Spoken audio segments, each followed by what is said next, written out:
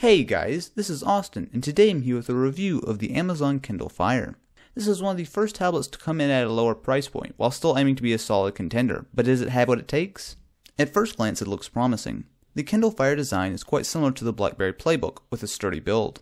Up front you will find a 7-inch display with a resolution of 1024 by 600. While it is billed as an IPS screen, I honestly can't say that it's that spectacular. Brightness is reasonable and colors are okay, but one of the biggest draws of an IPS display are great viewing angles, but here on the Kindle Fire they're simply average. On the bottom of the Fire you'll find a small round power button, micro USB port for charging and syncing, along with a 3.5mm headphone jack. A slight gripe is how small the power button is, but beyond that everything works and feels fine. Flipping it around to the top you'll find the stereo speakers. While they certainly aren't going to blow you away, I was rather impressed. The sound is quite decent.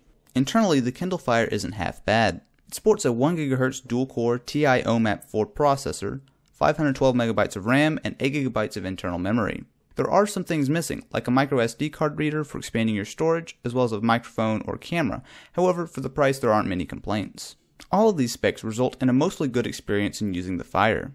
It runs Android 2.3 with a custom Kindle skin, and supports everything you would expect in a tablet, including browsing the web, email, music, video, apps, and of course books. As this is a Kindle, it would be a poor review if I didn't talk about the reading experience.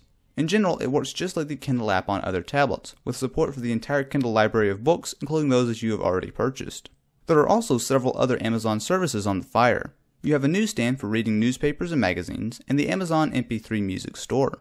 In addition, you have access to purchasing TV shows, renting and buying movies, and streaming videos through Prime Instant Videos. The Kindle Fire comes with the Amazon App Store.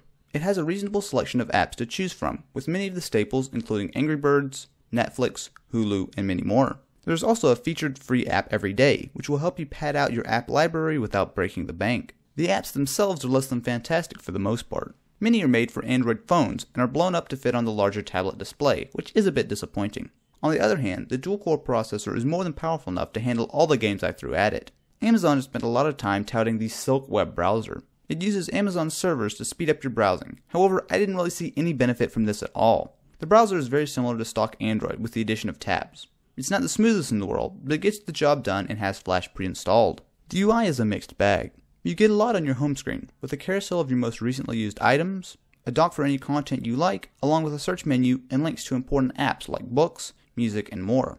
Up top you'll find the notifications, and to the right of that is where you can control the screen orientation lock, brightness, volume, etc. This brings me to one of my biggest problems with the Kindle Fire: no physical home or volume buttons. To change the volume you have to leave what you are doing, tap the top right, and then drag the slider, which can be a massive pain. Same goes for exiting an application. You need to tap on the bottom strip to make the home button appear. Battery life is quite excellent on the Fire. I was able to get close to 9 hours out of a charge with reading, listening to music on headphones, and doing a bit of web browsing. Standby time is also good, meaning you'll most likely get several days out of the Fire before recharging. The Amazon Kindle Fire is a great tablet for $200, period.